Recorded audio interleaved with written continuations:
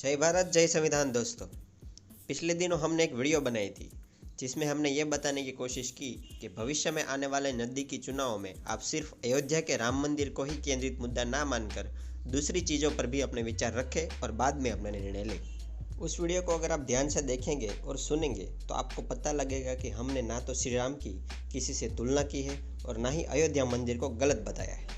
लेकिन इस वीडियो के आने के बाद हमारे किसी मित्र ने कमेंट किया और उसमें उन्होंने अपने विचार रखे और कुछ तीखे सवाल भी हमसे पूछे। मैं यह मानकर भी चलता हूं कि आप में से भी कई लोगों के मन में कुछ सवाल आए होंगे, तो हम इस वीडियो के दौरान उन सवालों का जवाब देने की कोशिश करेंगे और मैं यह उम्मीद करता हूं कि इस वीडियो के बाद मैं आपके सवालों का संतुष्टि भरा जवाब दे पाऊँ। कमेंट के शुरुआत में हमारे मित्र बताते हैं कि पहले तो आप उज्जैन में सरदार पटेल के स्टैचू को जो गिराया है उसके ऊपर पूरा सच जानकर एक वीडियो बनाइए। तो फिर अब जैसी इनकी इच्छा है उनको पूरा करेंगे और बिल्कुल इसी मुद्दे पर एक अलग से वीडियो बनाएंगे। फिलहाल के लिए हम अगले मुद्दे पर चलते हैं। अब सबसे पहले मुद्दे पर ये हमें बताते हैं कि 1800 करोड़ का खर्च तो ऐसे दिखा रहे हो जैसे सरकार ने दिए है। फिर एक हंसने वाला इमोजी भी दिया है। सारा पैसा एक एक रुपया जनता राम भक्तों ने दिया है। अब जिन्होंने ये वीडियो देखा है और जिन्होंने ये वीडियो नहीं भी देखा है उनको मैं बता दूं कि ना तो उस वीडियो में कहा गया है कि 1800 करोड़ सरकार ने दिए और ना ही इन 1800 करोड़ रुपए को लेकर और कोई बात बोली गई है। हमने बस श्री राम जन्मभूमि तीर्थ क्षेत्र ट्रस्ट द्वारा जारी किया गया एक फैक्ट आपके साथ शेयर किया है कि जिसमें बताया गया है कि 1800 करोड़ रुपए में ये मंदिर बनने वाला है और बताया जा रहा है कि मंदिर के संपूर्ण निर्माण के बाद टोटल खर्चा करीबन 1800 करोड़ रुपए का होगा। बिल्कुल ही यह 1800 करोड़ रुपए जनता ने राम भक्तों ने दिए हैं और वह 40,000 करोड़ रुपए भी जनता ने ही दिए थे कोरोना में, जिनका घपला कर्नाटक के नेता ने करा है। अब आते हैं दूसरे मुद्दे पर। दूसरे मुद्दे में हमारे मित्र थोड़े से गुस्से में दिखाई पड़ते हैं। कहते हैं बीजेपी ने राजनीति बना दिया राम मंदिर को, तो आप भी राम मंदिर के बहाने बीजेपी को टारगेट करके क्या कर रहे हो। मेन थिंग, बीजेपी ने राम मंदिर को राजनीति बनाया, हाँ तो बनाया सनातन का गौरव मान अभिमान। राम मंदिर को जिस भी पार्टी ने बनाया, एक्चुअली में ये कहना चाह रहे बीजेपी ने बनाया, उसका क्रेडिट उसको ही मिलता है।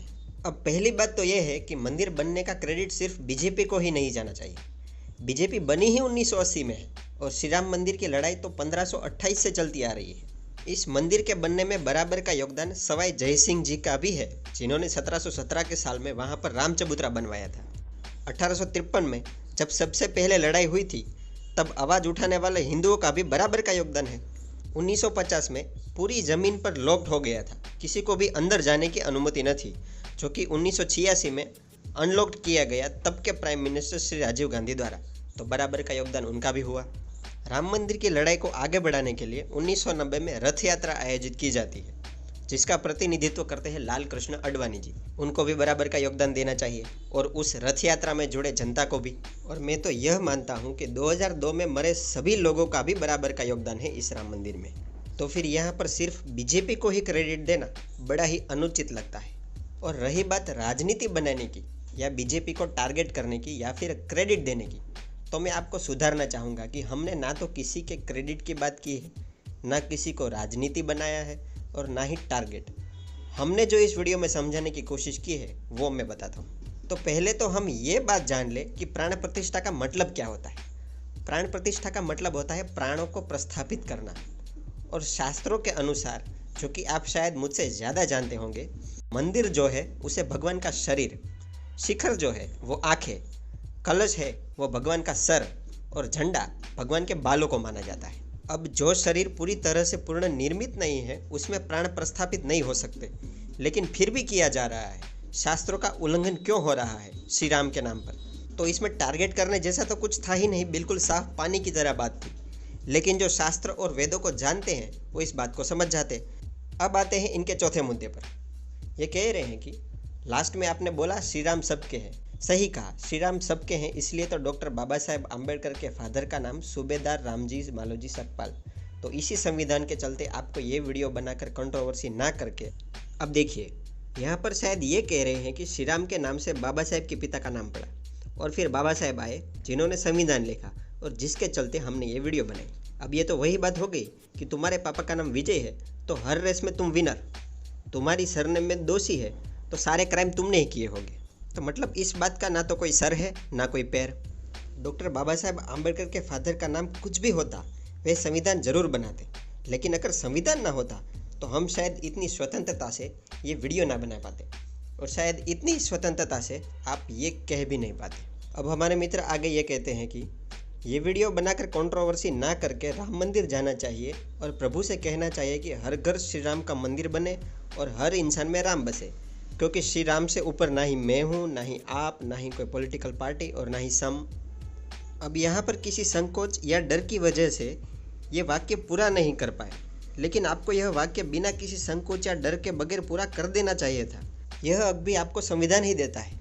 अब हमारे उस वीडियो में कहीं पर भी डॉक्टर बाबा साहेब आम्बेडकर का नाम या संविधान का उल्लेख भी न था।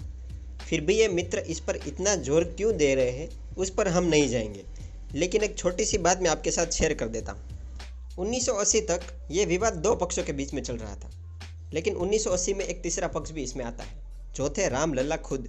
जी हाँ दोस्तों, जब हिंदुओं की तरफ से लड़ने वाले पक्ष को ये लगा कि अब यहाँ से बात नहीं बनने वाली, तो हमारे इंडियन कॉन्स्टिट्यूशन के तहत कोई भी देवी देवता एक आम इंसान की तरह केस लड़ सकता है और उनका प्रतिनिधित्व कोई भी उनका भक्त कर सकता है। और इसी लॉ के चलते 9 नवंबर 2019 में रामलला ये केस जीत जाते हैं। तो शायद आपको कॉन्स्टिट्यूशन को भी थोड़ा सा योगदान दे ही देना चाहिए। अब आगे ये लिखते हैं कि वैसे तो समझदार हो ही आप कि आपकी नेगेटिव वीडियोस को पॉजिटिव बनाकर ना, पर क्या करें, श्री राम थे इसलिए उनकी तरह कायदे से चले। सोचिए, काशी मथुरा अभी भी बाकी है। जय जय श्री राम। अंत में आते आते मुझे लगता है कि ये शायद हमें चैलेंजिंग टोन में बता रहे हैं, लेकिन आपको ये मुझे बताने की ज़रूरत नहीं है, क्योंकि मैं उसके विरोध में नहीं हूँ। आप बनाइए हर जगह मंदिर, किंतु आपको ये सब उन लोगों को बताना चाहिए जो धर्म को जानते हैं फिर भी शास्त्र का अपमान सह लेते हैं। शायद उससे ये फ़ायदा हो जाए कि कोई भी श्री राम के भक्त के आड़ में अपना पर्सनल प्रोपेगेंडा ना चलाए। अंत में दोस्तों मैं ये कहना चाहूँगा कि सबकी अपनी अपनी मान्यताएं होती है, बिलीफ होते हैं, तो किसी की मान्यताओं को ठेस ना पहुँचाइए। आप किसी भी संप्रदाय को पूजें, हम उसका आदर करते हैं, लेकिन जहाँ पर बात करना ज़रूरी होगा वहाँ पर बात ज़रूर होगी। जय भारत, जय संविधान।